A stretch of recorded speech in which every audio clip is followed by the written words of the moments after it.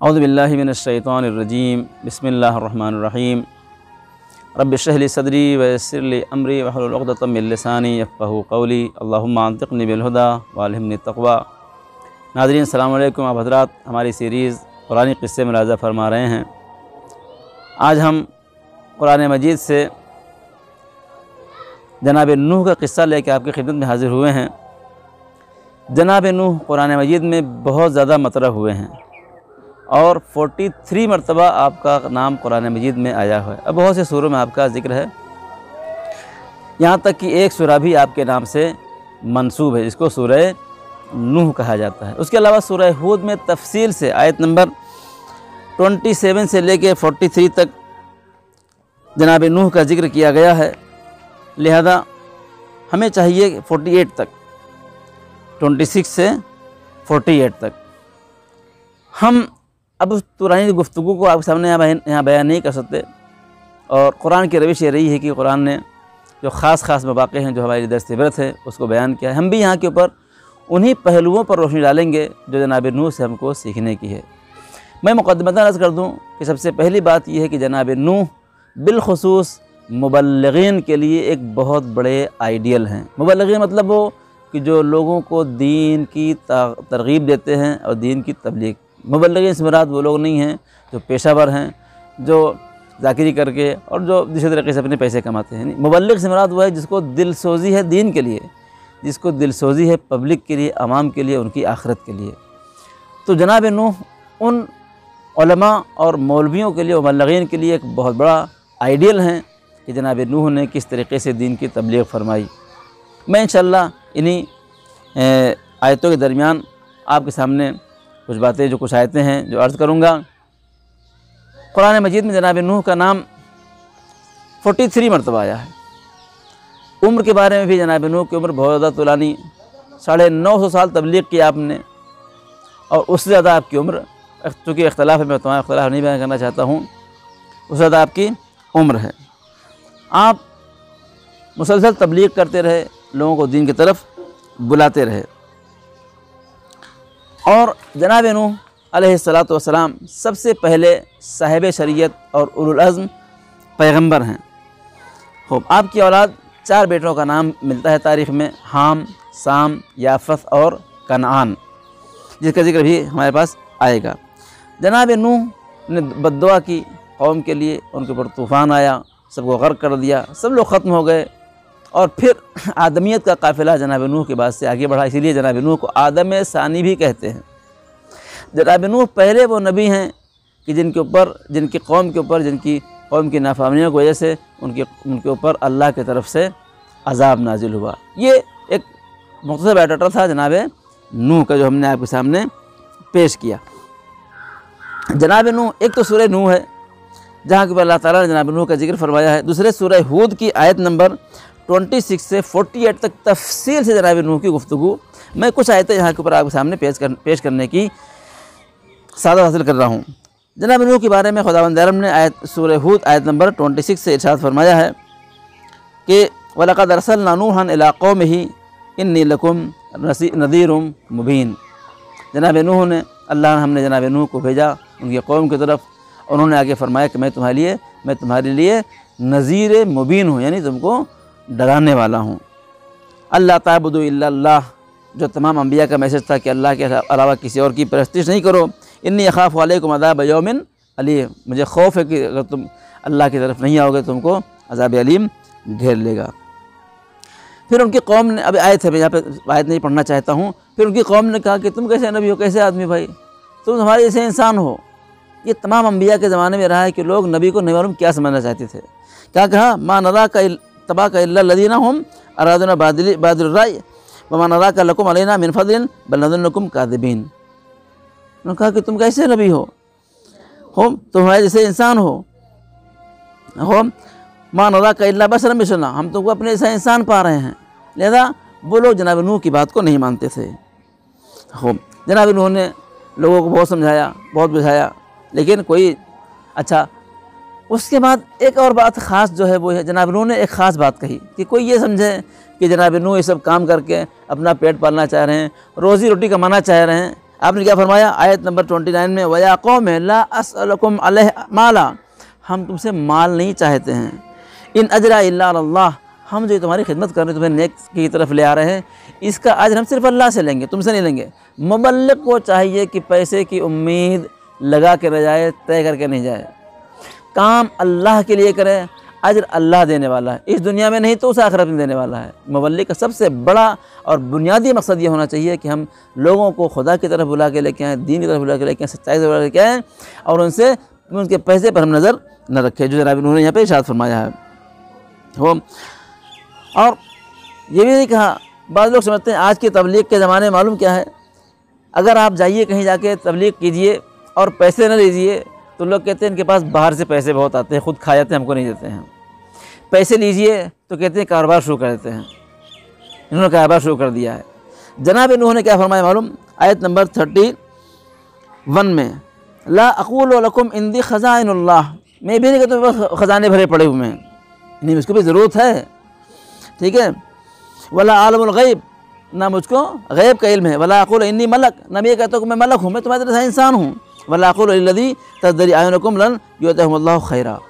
تو جناب نوح نے یہ بھی اعلان کر دیا کہ ہمارے پاس خزانے نہیں ہیں، اور ہم ایسے نہیں کہ ہم ملک، ہم کو کچھ چیز کی ضرورت نہیں ہے، لیکن ہم اجر خدا سے چاہتے ہیں، وہ ہم کو پہنچائے گا، تمہارے ذریعے سے پہنچائے، کسی اور ذریعے سے پہنچائے۔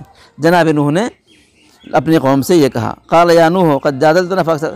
اب ان کی قوم نے ان سے بحث کرنا شروع کیا، تفصیل بہت ہے، 48 آیت تک ہے، میں صرف یہاں پہ ترجمہ پیش کروں گا آپ کے سامنے کہ جناب نوح کی قوم نے ان سے کیا کیا، ان سے بحث کی، مباحثہ کیا، اور کہا تو نے بہت جدال کیا، اور پھر اس کے بعد جو ہے جناب نوح نے کیا، وہ آیت نمبر 36 میں وَأُوحِیَ إِلَىٰ نُوحٍ أَنَّهُ لَن يُؤْمِنَ مِنْ قَوْمِكَ إِلَّا مَنْ قَدْ آمَنَ قَدْ فَلَا تَبْتَئِسْ بِمَا كَانُوا يَفْعَلُونَ۔ یہ لوگ ایمان لانے والے نہیں ہیں، اے نوح پریشان نہ ہو، یہ لوگ ایمان لانے والے نہیں ہیں۔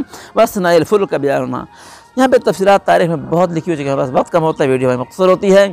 جناب نوح نے بد دعا فرمائی، اور جناب نوح نے کیا کیا، جناب نوح نے جب بد دعا کی، اللہ نے ان کی دعا کو قبول فرمائی، اور اس کے بعد اللہ تعالیٰ نے کیا کہا کہ تم میری آنکھوں کے سامنے کشتی بناؤ۔ جناب نوح نے کشتی بنانا شروع کیا، عمر 950 سال کے قریب ہو گئی تھی، کشتی بنانا شروع کیا۔ جب کشتی بنانا شروع کیا تو ان کی قوم نے ان کا مذاق اڑانا شروع کیا، بڈھے کو دیکھو خدا نخواستہ سٹیا گیا ہے کہ پانی ہے نہیں، کہیں کشتی کائے کو بنا رہا ہے۔ جناب نوح نجف کے رہنے والے تھے، بیرون نہرین کے رہنے والے تھے، کشتی کائے کو بنا رہے ہیں، مذاق اڑاتے تھے۔ قرآن کے الفاظ ہیں قال ان تسخروا منا ويصنع الفلك وكلما مر عليه ملأ من قومه سخروا منه، جب ان کی قوم ان کے پاس گزرتی تھی کیا کرتی تھی، ان کا مذاق اڑاتی تھی۔ جناب ان کا مذاق اڑا لو، تم کو معلوم ہے، گھبراؤ نہیں۔ فسوف تعلمون من یأتیہ عذاب یخزیہ، قریب عذاب آئے گا تم کو ذلیل کرے گا۔ پھر اس کے بعد تفصیلی گفتگو ہے، جناب نوح کی بیوی روٹی بنا رہی تھی اور اس کے تنور بھرم سے ہوا اور اس میں سے پانی نکلا، ٹھیک ہے نا۔ مولا علی کے آپ زیارت کرنے کے جائیے، مسجد کوفہ میں ایک جگہ بنی ہوئی ہے جناب نوح کی، جو جہاں کے اوپر ان کا کچن تھا، جہاں کے اوپر ان کی بیوی روٹی بنا، جہاں سے وہ طوفان ابھرا تھا۔ زمین سے پانی، آسمان سے پانی، کشتی بن کے تیار ہو گئی۔ جناب نوح نے جو ایمان لائے تھے 80 لوگ، ان کو سوار کیا اور جانوروں میں سے ایک جوڑوں کو لیا، اور پھر کشتی چل پڑی۔ جب کشتی چل پڑی تو جناب نوح نے کیا کیا، جناب نوح سب کو جمع کیا، لیکن ان کی بیوی اور ان کا بچہ ایک کنعان جس کا نام تھا وہ سوار نہیں ہوا۔ قرآن نے کیا کہا، یا قرآن میں اللہ تعالیٰ سورہ نحود کی آیت نمبر 143 میں ارشاد فرماتا ہے قال اركبوا فيها بسم الله مجراها ومرساها، بسم اللہ کر کے کشتی میں سوار ہو جائیے۔ وهي تجري بهم في موج كالجبال ونادى نوح ابنه وكان في معذر يا بني اركب معنا ولا تكن مع الكافرين۔ جب کشتی چل پڑی تو جناب نوح نے اپنے بیٹے سے کہا، بیٹا ابھی سوار ہو جاؤ، ابھی سویرا ہے، تم کافرین میں سے نہ ہو جاؤ۔ لیکن بیٹے نے کہا نہ، بیٹا سوار نہیں ہوا۔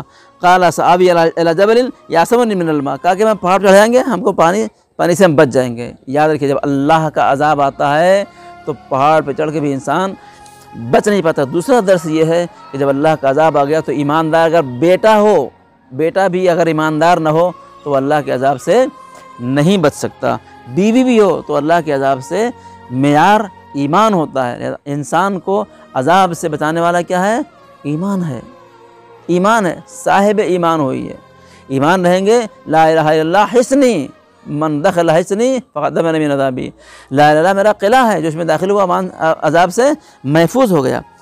نوح کے بیٹا نہیں مانا۔ اب پورا داستان یہاں پہ سورہ ہود میں بیان کیا گیا ہے کہ سوار نہیں ہوا، پہاڑ پہ چڑھا لیکن پانی چڑھتا چلا گیا اور وہ غرق ہو گیا۔ آخر میں دیکھیں اس کو کہتے ہیں باپ، جناب نوح نے پھر کیا دعا کیا، قال یا نوح، جناب نوح نے دعا کیا، کیا دعا کیا کہ ونادى نوح ربہ فقال رب ان ابنی من اہلی، کہا ہے میرے معبود میرا بیٹا میرے اہل سے ہے، وان وعدک الحق، اور تیرا وعدہ تو حق ہے، وانت احکم الحاکمین، اور تیرا حکم کیا ہے محکم ہے۔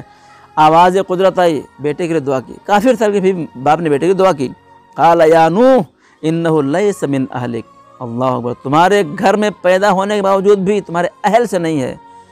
فارس سے آنے والا سلمان ایمان کی بنیاد کے اوپر سلمان من اہل بیت ہو سکتا ہے، لیکن گھر میں پیدا ہونے والا بچہ بے ایمانی کی بنیاد کے اوپر اہل سے نہیں ہو سکتا۔ کیوں؟ اس لیے کہ اس نے ساتھی غلط اختیار کیے تھے۔ شیخ سعدی کہتے ہیں کہ پسر نوح با بدن بنشست، نوح کا بیٹا بوروں کے ساتھ اٹھا بیٹھا، کیا ہوا؟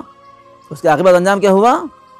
راہ نبوتش گم کر، عاقبت راہ نبوتش گم، کیا کیا اس نے؟ نبوت کی راہ کو گم کر دیا، ہدایت کے راستے سے بھٹک گیا، کہا کہ تمہارے اہل میں سے نہیں ہے۔ پھر بس صرف ایک مرحلہ کر کے جناب نوح نے بد دعا فرمائی، ساری قوم غرق ہو گئی، سب لوگ ختم ہو گئے۔ جناب نوح نے سورہ نوح میں مبلغین کے لیے بات ہے، ارشاد ہوتا ہے کیا؟ آواز دی اللہ تعالیٰ کو، فرمایا انی کلما دعوت، ہاں ارشاد ہوا قال رب انی دعوت قومی لیلا و نہارا، جناب نوح نے دن اور رات محنت کی۔ اے مبلغین اسلام، نہ دیکھو کہ دن میں کیا ہے اور رات میں کیا ہے، نہیں، اگر آپ دن میں لوگوں کو تبلیغ کر سکتے ہیں دن میں کریے، رات میں کر سکتے ہیں رات میں۔ انہوں نے کیا کیا؟ انی دعوت قومی لیلا و نہارا، دن اور رات تبلیغ کی، فلم یزدہم دعائی الا فرارا، مگر ہماری دعا کے بجائے وہ بھاگتے ہی رہے۔ وَإِنِّي كُلَّمَا دَعَوْتُهُمْ لِتَغْفِرَ لَهُمْ جَعَلُوا أَصَابِعَهُمْ فِي آذَانِهِمْ، وہ لوگ اپنے کانوں میں انگلیاں ٹھوس لیتے تھے۔ آج ہم کلاس رکھتے ہیں، لوگ کلاس کے خلاف پروپیگنڈے کرتے ہیں، دینی تعلیمات کے خلاف پروپیگنڈے کرتے ہیں، لوگوں کو کلاسوں میں آنے سے منع کرتے ہیں۔ اے مبلغین اسلام، آپ گھر آئی نہیں، اس کے باوجود جناب نوح کبھی ہمت نہیں ہارے، پھر بھی تبلیغ کرتے رہے۔ آپ اپنا کام کرتے رہیے، اللہ کا اپنا کام کرنا ہے۔ جناب نوح نے ایک مختصر قصہ، جناب نوح نے جب کشتی بنانی شروع کی، اپنی قوم کو کہا کہ اللہ کا عذاب آنے والا ہے، تو ایک بڑھیا آتی روزانہ آ کے بیٹھ جاتی، اے نوح کشتی کب بن کے تیار ہوگی؟ کب بن جائے گی، گھبراؤ نہیں۔ جناب نوح نے ایک دن کہا اماں چلی جاؤ گھر، تم جب کشتی بن جائے گی تم کو بلا لیں گے۔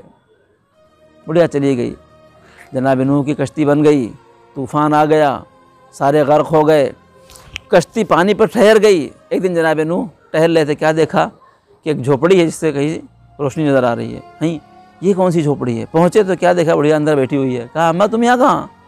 تو فوراً پوچھتی ہے نوح کیا کشتی بن گئی؟ اللہ، جناب نوح نے فرمایا کشتی بننے کی بات کرتی ہوں، طوفان آ گیا، سب غرق ہو گئے، تو کچھ پتہ نہیں چلا؟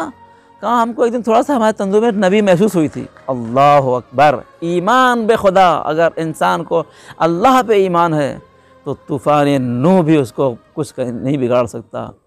اللہ اکبر، اس کو کہتے ہیں اللہ پر ایمان مستحکم رکھنا۔ آج کے اس ویڈیو کا دو چیزیں سب سے اہم، سب سے پہلی بات اللہ پر ایمان مستحکم رکھیے تو طوفان نوح بھی انسان کا کچھ نہیں کر سکتا ہے۔ دوسری بات مبلغین اسلام کے لیے کہ دن اور رات ایک کریے، اللہ کے لیے وقت کو صرف کیجئے، لوگوں کو دین کی طرف بلائیے، آتے ہیں نہیں آتے ہیں آپ کے خلاف پروپیگنڈے کرتے ہیں، کرنے دیجئے۔ آپ کا کام لوگوں کو دین کی طرف بلانا ہے، دین کی طرف بلائیے، تبلیغ کیجئے، نوح سے سیکھیے۔ 950 سال تبلیغ کی، 80 لوگ ایمان لائے۔ ہم چاہتے ہیں کہ دو تقریر کریں اور سارے لوگ ہمارے گھر بھی دو، نہیں، اگر ایک آدمی بھی آپ کی تبلیغ سیدھی راستے پر آتا ہے تو اللہ کا شکر ادا کہ خدا دعائیں پالنے والے ہم سب کو اللہ کی راہ میں لوگوں کو خدا کی طرف بلانے کی توفیق عطا فرما، اور اس راہ میں ہمیں صبر و استقامت کی توفیق عطا فرما، بالخصوص مبلغین اسلام کے، خاص طور سے ماہ مبارک رمضان میں جو تبلیغ کا زمانہ ہے، خداوندہ ہمیں صبر و استقامت کی توفیق عطا فرما اور شر شیطان انس و جن سے محفوظ فرما۔ خداوندہ ہمارے ان تمام خدمات کو قبول فرما۔ ربنا تقبل منا انک انت السمیع العلیم، والسلام علیکم ورحمۃ اللہ وبرکاتہ۔